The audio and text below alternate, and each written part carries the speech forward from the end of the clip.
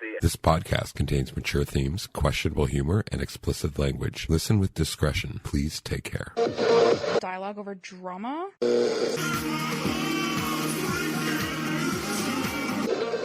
If you can find me an ethical way to eat human, I'll try human. Really? Sure. Even like the Mama C, Mama Sa Microsoft?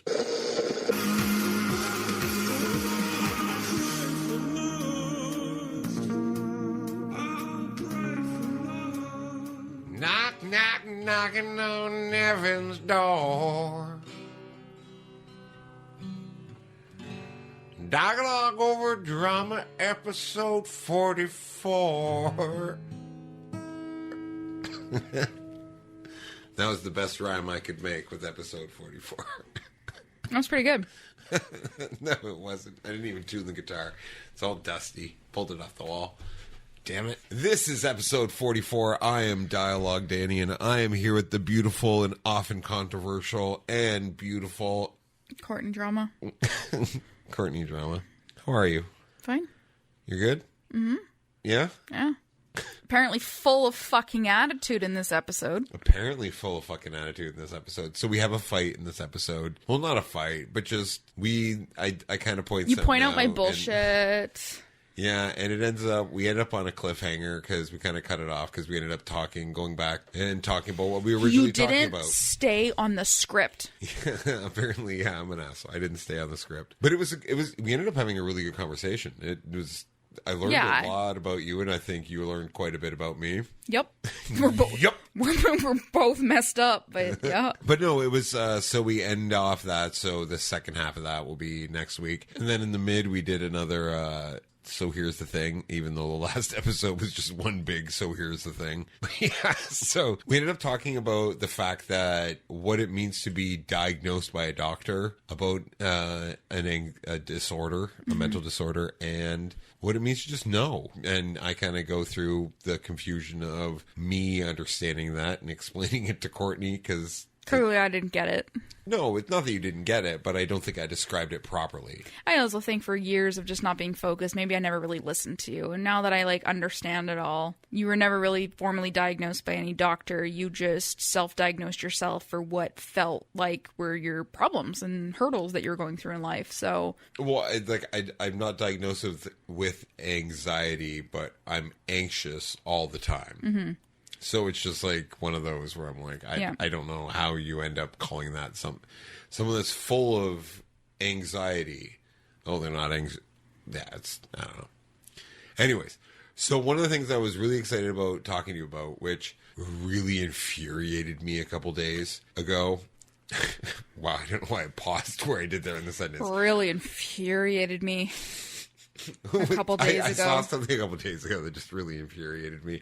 I'm going to smoke another two. How about we not and you focus on what you're trying to say? I want you to close your eyes and I want you to picture being 7 years old, sitting at a picnic table, and you have a blank piece of paper in front of you and a bunch of crayons. Mm-hmm. And you can, you love drawing, you love doing that. Your brain just goes to what? What can I create, right? What can I draw? Mm-hmm. You have all these crayons. You can create a world. You can create your house with a spaceship above it. You can do whatever you want to do. Mm-hmm. Do you think a lot of why you still paint today as someone who has a great career, great social life, everything else, that it's the inspiration of putting, seeing something in your brain and then putting it down on a piece of paper? Was that essential to who you are mentally? When it comes to your art? I think we've talked about this on an episode before, but if I close my eyes, I don't see shit. Okay. Just, but the idea, the imagination. The idea of it then. I guess. Okay. So that's not the response I was looking for. But anyways, I'm going to tell you this because I saw this and it infuriated me because I'm like, what the fuck is going on? There's a new product. I don't remember the name of it, but it's this little red box and you hook it up to the internet, right? Mm-hmm. And you push a button on the top and it's for kids and it's the new toy for Christmas.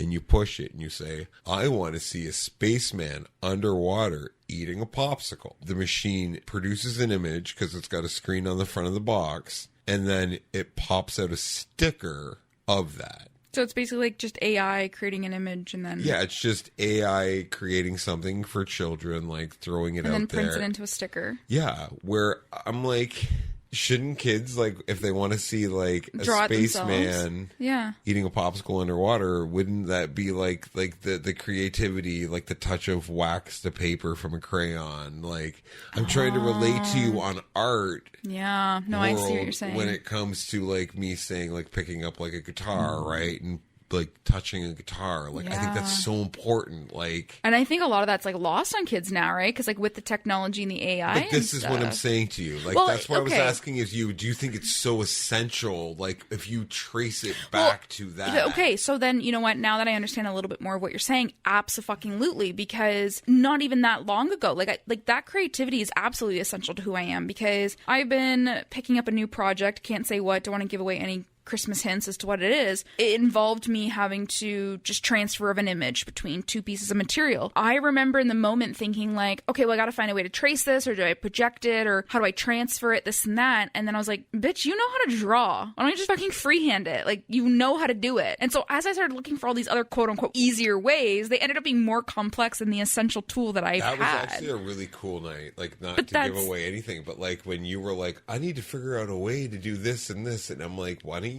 like, no, like, I like, said no, it. when I you was said you. like when you said it, I'm like, why? Like, my brain was like, why wouldn't you have just done this already? Like, just done it by why hand. wouldn't you have just done this by hand? Like that's why. Even though I know how to do it, sometimes it is more difficult and frustrating and takes more time. But either way, yes, to your point, the like being a kid and just visualizing something and then drawing it, just to creating as a whole. Like, for example, like I maybe have had like Barbie's dream house, which like was fun to play with and stuff. But what was more fun was taking materials around the house and like building my own dollhouse. Like, there is a select, on that note though, because that comes with just the imagination, a select few of people that understand, you know, the little plastic thing that they put in pizza boxes so the pizza box doesn't touch? Only certain people know what that was used for, other than pizza. It was like, it was a little end table. You could use it as a little table. It was a table for your Polly Pockets. Yeah, or whatever. But anyways, but it's like stuff like that. Like, I had more fun thinking about all those little pieces on how to like build something that I wanted. So for you to say you saw a Christmas toy where kid just says something and then it spits it out and it's like there's no making it with your hands, that's terrible. That's sad. That sucks. But I'm very intrigued as to what that toy is though. It's I don't know. Was it like at the Toys R Us commercial you saw it, or is it like it was like an ad like on like for a new Christmas the toy? Instagrams. But yeah, no, I think to those things, I'm like, that's so essential to me. I think of some of the things that like I would get, like we've talked about on an old podcast, where like, here's the class curriculum, you can pick one of 4 projects, and I'm like, can I just make my own project? Because I already have an idea. Like, let me just do this. I love that. Like, one of the big ones was they used to do, when I was growing up, you could make ashtrays and shit like that. Yeah, it was like a clock, an ashtray. Yeah. It was like a couple of No, things. but it was the clay thing. Oh, the clay, yeah. And what I made in clay, which I think it was at the point where I was the first year where the teacher kept saying ashtray, but then she'd be like, ashtray, I mean candy dish. Mm-hmm. And she would have to say candy dish instead, because like it was the 90s. And so what I did is I thought it'd be really cool to make like a dragon's mouth with like a long flat surface where the teeth would be the individual things where you could put the cigarettes around. Yeah. And it would just be this weird little like dragon's mouth thing, because when you're smoking, all the like the smoke would come out of the dragon's mouth, and I had a little tongue that I carved out. Yeah. And the art teacher, I didn't pass any of like the written work, because I was just like, I don't give a fuck who this was. Yeah. Like, art just wasn't something that interests me, so I just didn't care. It was interest based. But I really like the idea of like giving me the product and then let me sculpt something of my own. Mm-hmm. I failed everything. Like, my actual percentage was a 25%, because I scored perfect on the actual like making of like the year-end project, but I failed everything else, but she still gave me a 51, because she's like, I was the same way in art school. Like, I would do all the actual art, but all the written like structural piece, I was like, man, fuck it, whatever. But I did the same thing. I took baking, like home ec in high school, and everything we made was just baked goods, muffins, cookies, squares, same shit. And then near the end, you had to do like an exam where you had to like recreate a recipe or something, or no, you had to basically bake on your own one of the recipes, and I can't remember what it was, but same thing. I was like, I don't want to bake another batch of fucking cookies.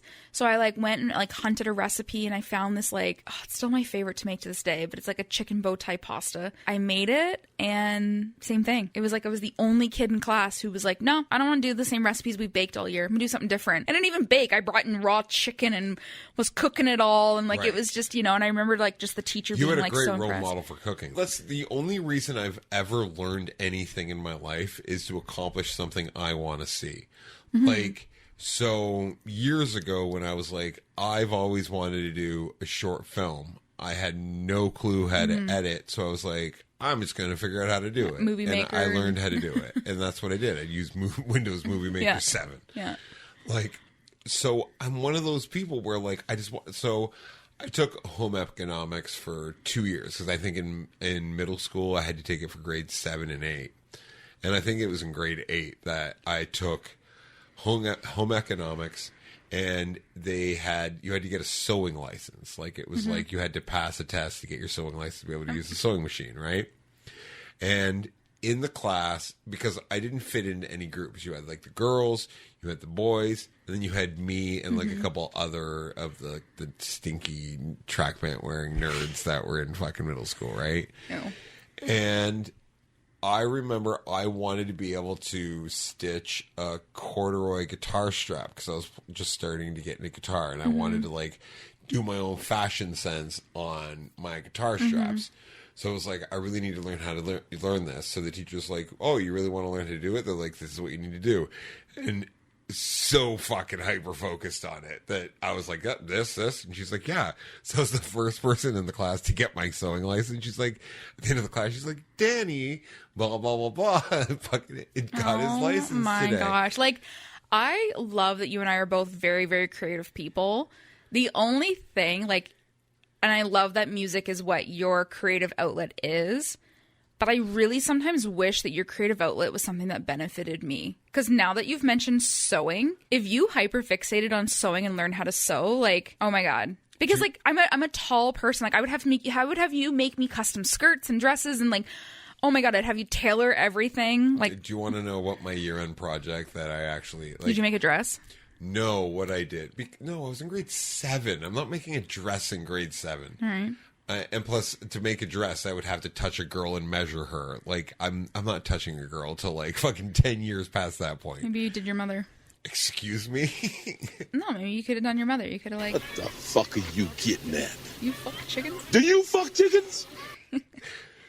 So what I did is I used to love the band U2, and Edge is the guitar player in U2, and he had a toque that just said Spun on it, like S-P-U-N. And I thought that was the coolest thing. So I embroidered Spun on a toque. And then when I got home, because I didn't have a sewing machine, I hand-stitched out of cutout corduroy a big Jesus fish on my toque. So I rocked that for one winter. It was a big red toque. I want to see you. That's so Jesus amazing. fish. I want to see you do something creative other than music. Like, I want to get, like, I don't know, some sort of, like, sculpting thing. You don't think this podcast is allowing me to be super creative? No, like, but with your all, hands. Like, no, I know. I No, 100%. That's what I'm saying. All your creative outlets are amazing. For me, like, I think when we first started dating, didn't I make you draw? I think it was like our third date. We were in the basement apartment. I had this great idea. I brought a bunch of paper and some stuff. And then, do you remember what I ended up doing? Did you try it? But didn't I get you to try to draw like a movie, like a DVD or something? No. You kept saying, hey, I really want you to draw. And then you started drawing. And I was like, oh, that's really cool. I'm like, I got to be honest with you. I'm like, I don't draw. And then I said something to you. I'm like, I could do this as to be creative with you. I don't remember what that was. Wow. Because I thought memory. I'm like, let me just write lyrics. Let me write a poem. And I ended up writing. Oh, I thought you drew with me. It was a different boyfriend. I ended up writing. Wow. No, I didn't end up drawing. I think later on after I wrote lyrics, I like said, this is how bad I am at drawing. And you're like, draw this. And I tried to show you. And I think I showed you how I could draw Garfield and I could draw Otis. I don't remember that. I would totally remember if you drew that. But anyhow. And I could draw a Teenage Mutant Ninja Turtle too. See, if they're I dead don't, on. I don't remember that. I don't know. I think it would be kind of fun to like just do something that's a little bit more of like my style of creative, because you've watched me try like to pick up your style. Like you've watched me try to play guitar and play bass. I've tried to play banjo. Yes, you've tried to. We've sung together. One of the things that I think would be really fun is I'm going to pull out the banjo, going to tune it up, and we should do "In Spite of Ourselves" by John Prine with actually mics in front of us. I have no interest to. That'd be fun. No, until you do one of my art projects, then. I do art projects with you. Look at our fucking apartment. Look at all around and how much I've helped you work on all of these art projects. Still not what I'm talking about. Oh my goodness. The closest thing we've done is cook together recently. So yeah, and I 100%. And you gave up. Yep. Anyways, this episode's very interesting. Go listen to our fight. Yeah, go listen to our fight. Let's change the channel. So here's the thing. So here's the thing about the "So here's the thing" intro. One of the things that really bugs me, anyone that listens to this podcast with headphones on is going to realize the last "So here's the thing" is only in your left ear, and it drives me bonkers. And every single time I go to use it while I'm editing, like the segment intro, I get so frustrated that I haven't doubled it up yet. So I think at the end of this, we're just going to do a quick recording of "So here's the thing," and we're going to redo that whole intro. So this will be the last time anyone that actually listens to this podcast is going to have to hear that terrible intro that I made a long, long time ago. And I digress. How are you? I'm good. Good. I'm good. Decompressing from work. So what I wanted to show you is when I was editing episode 42, which came out 2 weeks ago, there was something you had said, and I actually like clipped it, put it into a thing so I could actually run it by you. That I was waiting to sometimes, like when you say something, I don't like, because we do so much recording, sometimes I forget how I answered your response. That when you had said something, I was like screaming in my head a reply I wanted to say, and then I was like, sometimes I end up saying what's in my head already. This time it didn't happen, and I was like, this is weird that I think this is something that's kind of repressed for me, that it just for some reason hit me at a weird angle that I'm like, whoa, I don't think I've ever told you this. Mm-hmm. So I'm just gonna have you listen to this clip, okay? And it's of you talking. I said, I go, like, one of the things I'm struggling with is, like, I feel like I'm grieving anxiety. Like, I'm letting go of something that I feel like has been, like, a label slapped on me. My whole childhood being told, you're this way because you're just anxious. Tell your anxiety to go away. It's this. And just always feeling like the way I am because I am is just because of anxiety. And then to have anxiety reduced significantly with this medication, because I now have focus and clarity, the first thing I hold is like, yes, grieving, letting go of that piece of what I thought my identity was.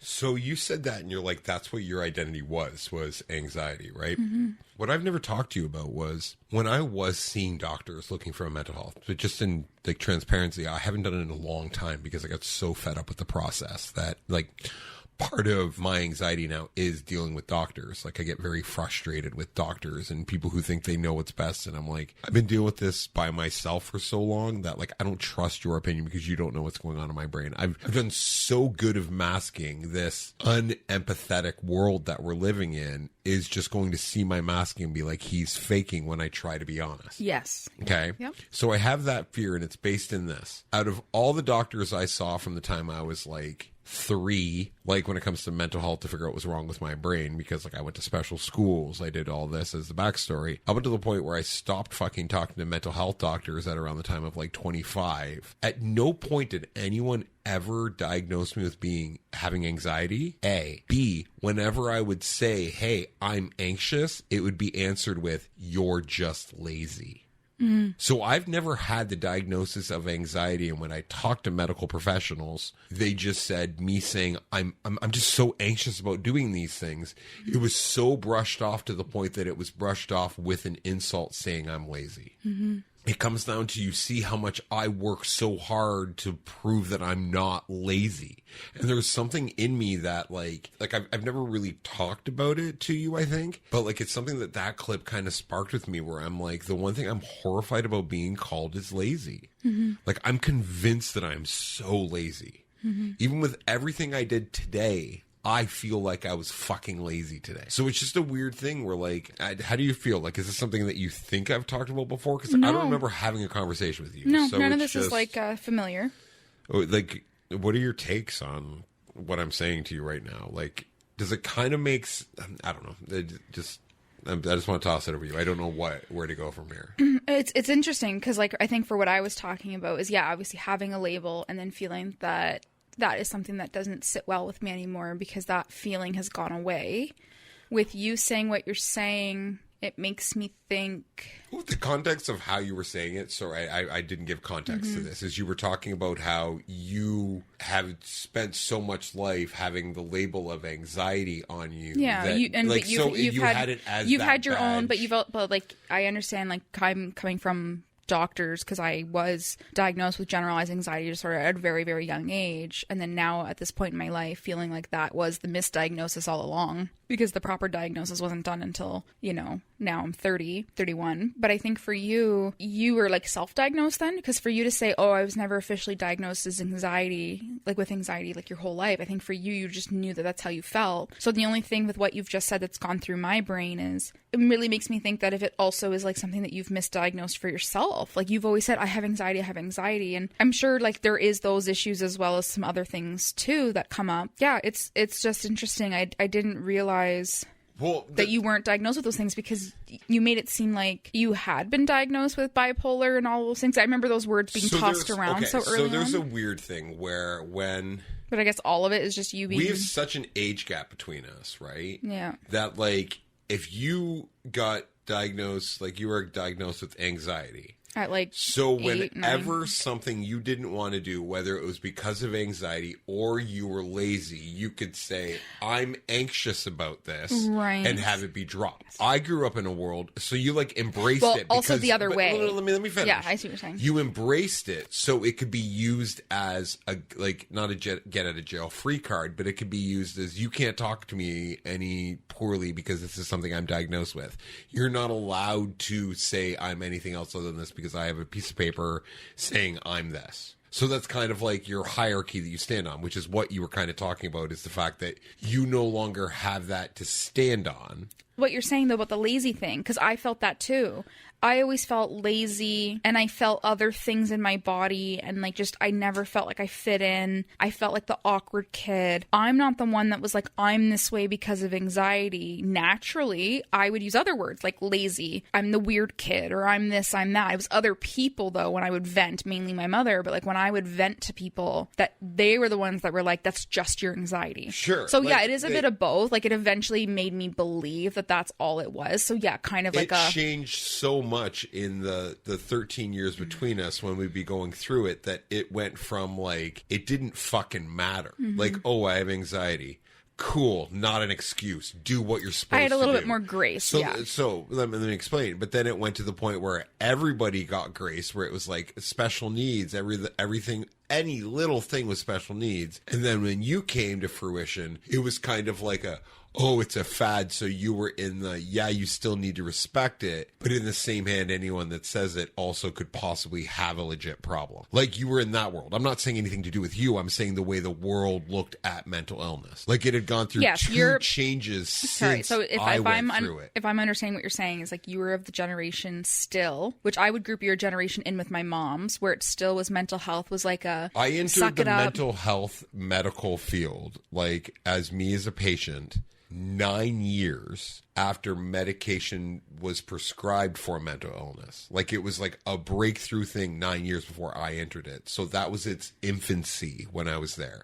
Like, when I talked to you where about did you when get that fact from? Well, it's because the in the mid 80s were like that's when the big pill epidemic, people started doing like Prozac, lithium, stuff like that. The rise like, it became, of the awareness like the of it. pharmaceuticals, like it was like, hey, we can give you a which pill is to do odd. it. Then why weren't you grouped in as like they were handing it out like candy? Because they were back then. Because it was a decade after, where I saw my mom, who has severe OCD, go to the point where pills that they were just trialing on people who had diagnosed problems, like my mother with OCD, and saw the effects of them not even knowing what's going on.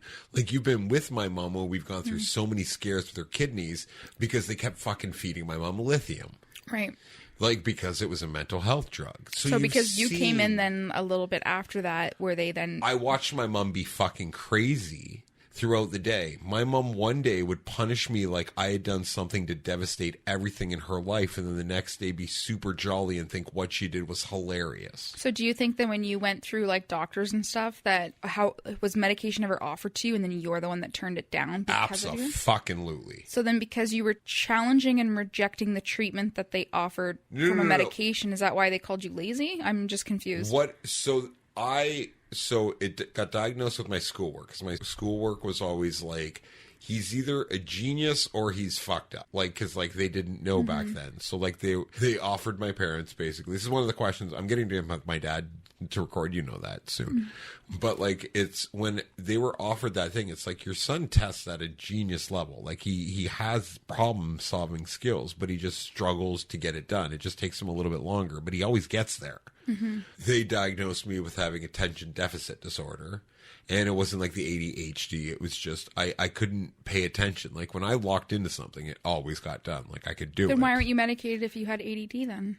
Because my mom also played a role in the fact that my mom had gone through so many health crises because of like pills and testing it. My mom was already at that point so fed up because I was just off the wall with everything. That she's like, do I want to go through the process of having Dan going in and trying different medications every 2-3 weeks, which is what she was going through. And because I saw in my teen years when I could think for myself, I was like, I'm not going to go down that road. I'm not going to not, because I was trying to be an artist. I was trying to figure out what was right, what was wrong. I came from a broken family. I wanted to know what to do, and I didn't want medication clouding. Like, I love my brain. It's just my brain in the last fucking 5 years is completely backfiring on me because everything that I always struggled with has amplified by 30%. But you were still in therapy? Like, did your parents put you in therapy? Because for you to say open until the time you were 25. My parents never put me in therapy. And what were you doing until 25? I was still meeting with a family doctor. So not a therapist then? Well, I would see the people she would send me to, like, trying to, like, talk to them. And then most of them, they were like, here, have this pill because it'll fix everything. And I'm like, I don't want that pill because of this experience. So then they just started calling you lazy? And... no, I'm saying when I was in my teen years. So I'm struggling to do something and I don't even want to go to school. Like, I don't want to go out and do things. I'm like, I'll go and do something, but I don't want to go out and hang out with the kids from school. I don't want to go to the dance. I don't want to do this. I would rather be in my clique of people that I have, which was the church, do what I'm doing there, learning all my life experiences there because it was a safe environment to me. Not doing anything else, I would say, was my anxiety. And it was thrown back on me as laziness. Got it. They would be like, you need to go and get a job like as a teenager at the corner store. And I would still make money as a teenager doing the things I would want to do, like sound stuff and tech work that wasn't like a T4 or anything. And they would say, you need to go do this. And I'm like, I'm just really anxious about working at a variety store. I don't want to do that. And they were like, that's because you're lazy. Right. So every single time I tried to explain, like, I'm having an anxiety-filled day, I don't want to go to school, it was about, you just don't want to walk to school, you're lazy. Right. Or if I worked at the theater... rather than understanding the underlying reasons and, like, why, they just kind of chalked it up as, like, yeah. Like, when I cracked my skull working a dance recital at the school, it was 11 p.m., I called home and said, hey, my head's bleeding. I just worked this whole thing. It was a job. I was doing this. I'm like, I'm really anxious about walking home. I don't even feel comfortable now. It was like a medical thing. And I was anxious about walking home because, like, I can't even defend myself. I can barely walk a straight line.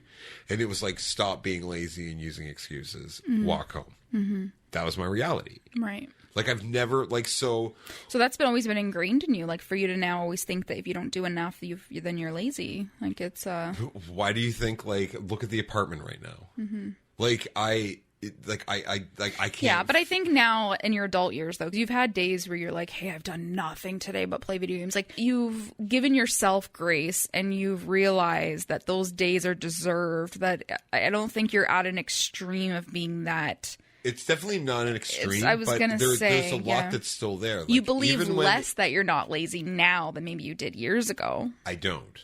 But then why are you okay with... Because here's the thing. So when you come home and you see me playing video games. What you will notice if I'm playing video games, the couch is put together, things are cleaned, and everything in the apartment is clean except for where I'm playing video games, where I may have a snack going or something. But everything's like, for me, when I'm playing video games, it's a reward for I've done this much stuff and do this. There are exceptions to the rule. Those are the ones I was talking about. Yeah, is when you're like, I've done nothing today, and it's blah, blah, There's blah. some days where I get up, like, there was one day where I got up, and it was, you said to me at the end of the day, which made me feel like, okay, this works. I woke up one morning, and I came out, and you were up early, because you're always up earlier than I am on weekends, because I'm normally closing the night before. And I got up at like 8, and I sat on the couch, and I was looking at my phone, and I had that day off. And I was like, this is such a terrible decision. And I had a doob that I had rolled the night before that I didn't smoke, and I was like, I like pushed play on the PlayStation, and I was like, okay, I'm going to do this, and I smoked that, and I'm like, this is such a bad decision. You're like, why? Well, because if I smoke this doob and start playing, I'm just going to be fucking playing when the sun's down. And you're like, and what? Like, what do you need to do today? And I'm like, well, I don't really have anything. And I literally did that all day. I just kind of But it feels nice when you have those days. I think we went grocery shopping think, like, midday. There's like, still to a do little. something. There's still a little bit of guilt sometimes, even for me. Like, same thing. It's like, because you feel like there's so many things you could do or should be doing. You waste the whole day, but then there's times where you accept. You're like, you know what? My body needed to rest. My brain needed to shut off, and then you get over it. And the guilt doesn't last longer than a couple hours. You're just like, fleeting thought. All right, so let's change the channel. Well, I think I was lost my mind, and I guess you can't lose it. I can never find. So we've been talking a lot lately about jobs, our jobs. Yeah. Because that clearly is where all of our time goes. As we just finished up the previous section about not really having much time together. Yeah, isn't there a stat about, like, you spend more time with the people you work with than you people Oh, you absolutely. live with? You do. Yeah, for Like, sure. awake, I mean? Yeah. So, but it was interesting. I can't find it, and it was a while ago, but I'd seen either like a video or I saw an article, and it had talked about people that have certain mental health disorders and like what job best suits them. So it's like, combination, maybe your mental health and personality and things like that. And it was quite interesting. But basically, it was just kind of how those jobs impact your ADHD, your anxiety, your bipolar or whatever, and kind of how that matches up with your personality as well. Or even the opposite way, where it's not like, yes, there's certain jobs that can impact us if we're in the wrong job, but then what jobs are best suited for people with certain mental health issues. And so I found that was really fascinating. And I remember at the time, this is going back months ago, when I had read it or seen this video, with ADHD, it had talked about like jobs that are constantly kind of like different a little bit. And it was funny because I feel now, being in the IT world, that I was like, this job is not good for my anxiety because it's so stressful. It's so this, it's so that. Since being diagnosed with ADHD and on that medication now, and anxiety has reduced, I've realized that the whole issue all along has been because of focus. And actually, people with ADHD, the best job for them is IT jobs. Right. And I found that to be so hilarious that I felt such a way for so long, thinking I was in the wrong job and how much it's impacting me. Well, what's the joke that I always made about you? Is that if you could find a way to take your controlling nature and funnel it into a way to make money, you'd be a millionaire. Yeah. Again, personality versus mental health. Yeah. My controlling, I feel like, doesn't really have to do so much more with my mental health as it does. That's literally just my personality, like just controlling. Yeah. So one of the things I did find, because it's not the exact article or video, was just kind of, different areas in which would be best. It was just interesting to even think about you, because with your anxiety and the way that you are as a person, even though you're super sociable, you being a bartender is probably the last thing I ever would have thought you would do. Right. Or be in a big crowded room. I mean, it makes sense now because you being behind a bar is equivalent to being on stage, where you're separated from the people as well. Well, if you think about what I just talked to you in the So Here's the Thing segment, all of that kind of tracks, doesn't it? I refuse to believe that I'm these things, so I'm going to put myself in situations where I have to be something other than... Yeah. Well, it was interesting because, like, even let's say, you're not diagnosed, but one of the things I've noticed is you do have a lot of issues with attention and focus, and you work really hard at focusing, keeping on track. and that kind of stuff. They actually say jobs that are like that have high intensity or like kind of crisis work, because you tend to be really good with problem solving and you're like really quick on your feet. And so that's why I do feel like obviously being in like a crowded room when there's like an event going on, like you command a room, you're so good at that high pace, like, okay, it's chaotic, there's so much going on, and you're so strategic in how you like kind of work through things. I think it gives you the stimulation that you need there to keep going. But then it's equivalent to like factory work where it's like it's an assembly line. You'd still be really good at it, but it wouldn't mentally. You couldn't mentally handle it, right? I couldn't do it. So, yeah, I just kind of thought that was interesting. And I'm just curious to think, like, if you agree that, like, I don't know, do you think that there's jobs that I'll tell you this. don't fit people? And, like, when to know it's time to leave a job when it's obviously mentally not good for you? I'll tell you this. I was watching Undercover Boss today for, like, 15 minutes. And this dude who worked for, like, a shipping company was there, and he was, like, just at a box thing. So this woman's just taping boxes, throwing what she needs into the box, doing that, throwing the label on, throwing it on the conveyor line, and just doing that. And she needed to do 90 parcels in an hour. Mm-hmm. I'm watching him tape the boxes, and I'm losing my fucking mind watching him try to tape these boxes. And I'm like, I'm at a point where 10 years ago, being at a job where that's all I had to do would fucking destroy me. Mm-hmm. And now I'm looking at that like, I could throw headphones on and just listen to a podcast. Oh, so you could do factory work now. I could, but it was really depressing to come to that revelation, because there's other things that have been there where like, something's wrong with me. Mm-hmm. And I know something's wrong with me now. Like, I don't know if it's like I'm forgetting things, like something's wrong with me. Like I'm tired. I'm not right when it comes to that. Like my mental health I'm very exhausted, and having you have something that becomes so natural to you, like there's great pros and cons to like the medication, which we talked about on the last episode, right? And like this like superiority, there's something in me where I'm just like I'm trying way too hard. Why am I being so stubborn? And I think it's because I've done it so it's one of those like egg and chicken things where it's like I need the pills to be able to go deal with everything, but then I need to deal with everything before I get the pills. Mm-hmm.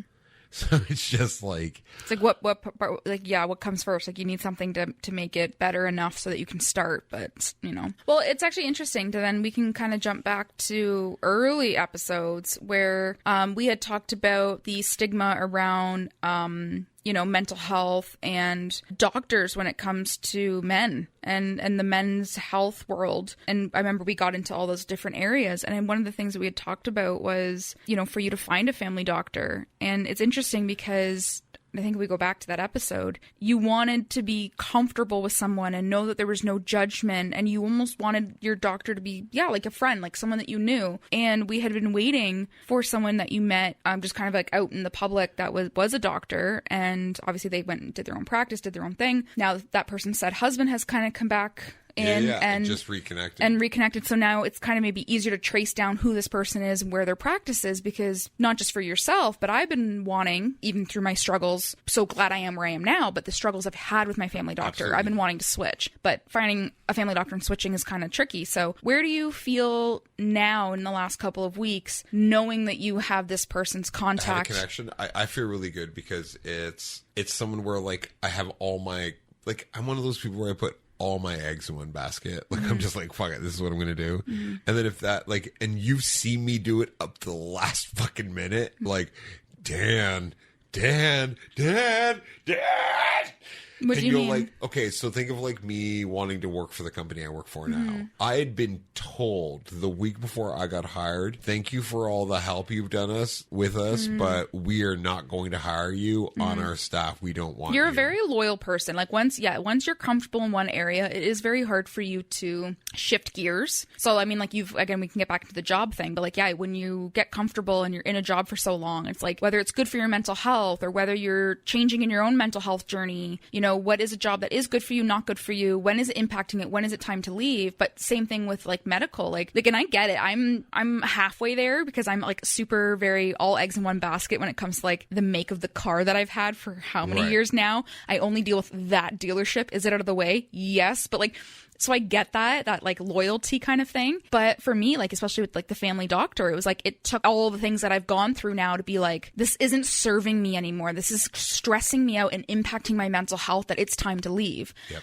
And, you know, looking at other family doctors and things that would work for both of us, all that. Anyways, now that this has kind of happened, like, you're not really answering my question. Like, where are you thinking No, now what in I'm terms saying of... to you is like I'm very excited about that, because that's the connection that I had. And what's really cool is like her partner, like the said doctor's partner, we get along really well, and he's actually venturing into a new thing. Like I told you, he was opening a bookstore, and it's very cool. And we kind of bonded on that. We talked about even this podcast. Like I want to know them. Like I don't want it to be like I'm using you because of this. Like if I didn't get along with both of them and thought they weren't both great human beings, I wouldn't want to pursue this, because like I know tons of doctors, but all of the doctors I talk to, all they do is fucking badmouth their patients, or like, not badmouth their patients, that's an exaggeration, but you can tell that they're just like, yeah, you know, some people are complaining about blah, blah, blah. Like, it's like they brush off everything. And I'm like, if you're brushing off people and you don't have genuine empathy for people, that I don't want that You want a vibe. very like morally sound doctor. Like, before I knew this person was even going to medical school, I gravitated to this couple because they were just one of those people Good where human like beings. they're just good human beings. Oh, cool. Like, you know, they have like a quasi-religious background where like we ended up talking, and you know that I'm agnostic, atheist, borderline, whatever you want to do, that we can just sit down and have a great conversation. And I hit them with like the hard questions of like, yes, you're claiming to be a Christian, but how do you feel about my beliefs? And they're like, of course, you have the right to believe what you want to believe. Like, you're still a good person. Doesn't make you a terrible person. So I'm like, fucking great. So like, they're just both genuine people where I'm like, okay, I can relate to that, which when it comes to medical, that's what I want to do. Where like, you even just went through what you went through when it comes to like your use of cannabis. Like, you don't need to defend the fact that you smoke cannabis to someone who can look at what the medical like community and scientifically says about cannabis, where they throw their own personal opinion into it. It doesn't serve you medically. Why are you going to these people? I would like not to. So But- what's your next step? My next step is see how it goes. Keep pursuing the way I've been pursuing. What does that mean? I'm saying I'm going, like, next time I see them, I will reach out. Bookstore, I see it going, I will reach out, and then end up being in that whole conversation and then do it. I'm not going to be like, hey, now I know your name, can I do this? I'm going to pursue it naturally the way that I want to do it, because I can't do it any other way. Because it's not me. It'll be fake. It'll come across like pushing. Like Yeah, that's all right. So that gives you. I know it bugs the shit out of you that I'm not like. It's very contradicting to like what we talked about on that episode. So like when it comes to accountability, what your plan was almost a year ago is different now, and that's fine. Like you obviously change in how you feel. But you're taking the steps. My plan isn't a lot of how I feel. Is I need to do like you need to do things in your order and your like steps. I said to for you what makes before, like it's the chicken before the egg thing. Yeah. With like that, I need to do it my way because my way is the only way that's worked for me. Right. I know there's a better way. Yeah. But I need to get to the answer of the better way in my way because I won't get there any other way. Yeah. Fair. You telling me like if you were to be like, here's your, because I know you would love to just go on your computer and type out some shit and give me like a binder full of, on day 1 do this, day 2 do this, day 3 do this. Break it down for you in very simple steps. Yeah. It would just, I would hate you for it because you would become everything in my past of people saying, hey, do this, and nothing ever worked for me. And all it was do this because you're dumb. And I so you're still not- don't believe yeah. I'm smart. So by you, I'll go into fighting about like when someone perceives me as dumb, I get frustrated. Right. So like I think that's why a lot of like when's the last time you heard me say someone said something to me that insulted me? Well, even when someone insulted you about being Milton, you turned it into a positive and made a Halloween costume out of it. So I think it takes a lot to actually genuinely insult you. Yeah. I mean, because you do try really hard to look at the positive. But yeah, And I get it. Like you're doing your steps, you're doing what you need to do. And if we're looking at the chicken and the egg analogy of you struggling with, I need this to happen first in order to do this, but that has to happen first in order to do that. And you're kind of in an infinity loop, and something will have to crack that cycle, and it'll happen on your own terms. But when it comes to taking those steps in seeking medical help, or like we talked about, like just with the whole job thing, like when is it enough, right? Like for me, you've watched me go through waves of being burnt out, you know, like what's coming. But back to what you were saying, I think you and I have very different goals, because you're like, when's it going to start? Like you keep asking me, when's it going to start? I mean, I'm talking about jobs. Like I'm talking about like even just with this, with anything. Before you talked about the job, you were talking about the doctor thing with like, you know, like when's it going to start? Yeah. Like with anything, when someone's struggling with mental health, it's like, when do you get to that point that you need to like make a change, or when does something different start, or... So this is where my brain goes, because I've dealt with mental health differently. That's so fucking insulting, because like I haven't stopped. I've become better every single day. I become better, mentally healthy. I acknowledge things that I'm wrong in. I'm constantly struggling to be the best Dan I can possibly be. And you see me struggle with that. I'm like, I'm doing this. This is a terrible thing. So you watch me constantly doing the actions that you go to therapy, have your homework, work on that for 2 weeks.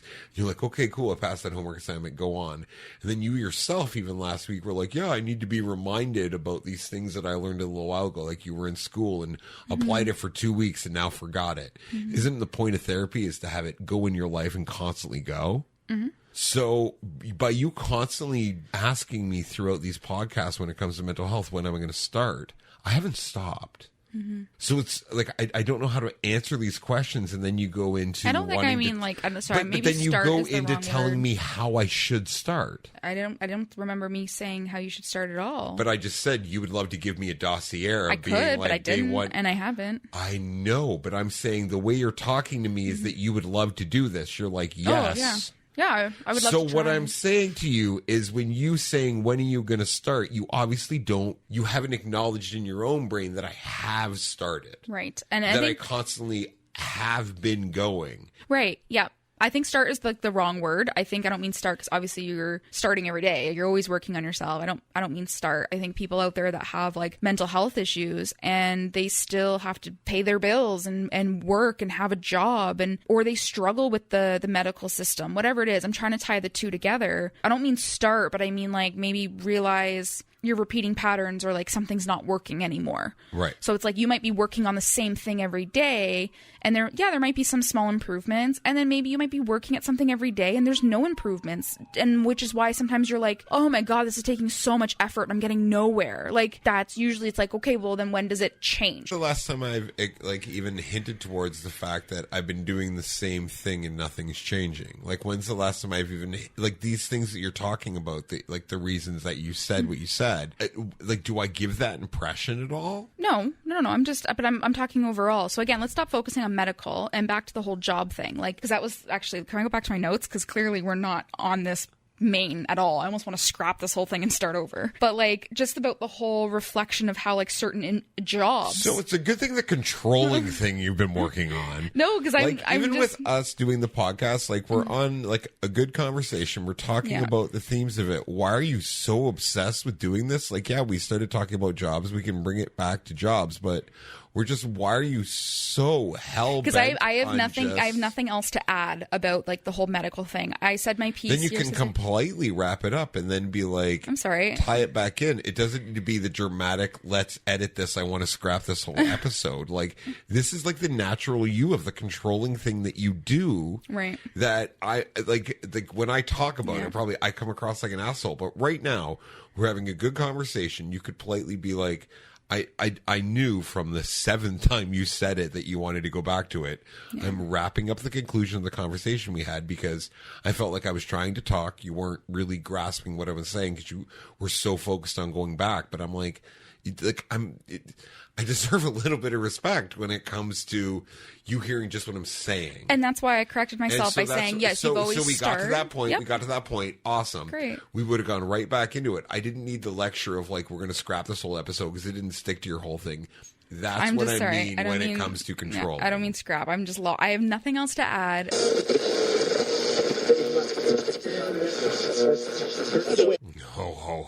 Oh my goodness, we're getting into it. I will admit I was kind of, I don't know if I was out of line, but we get more into this in part 2 because we were talking, but we don't hate each other. No, we're over it. That was said so aggressively. I'm over it. Are you over it? Or are you? I'm a little upsetty spaghetti. Are you upsetty spaghetti? Always. Really? But I'm over it. You sure? Mm-hmm. Okay. So tune in next week. Bye. Love you. Bye.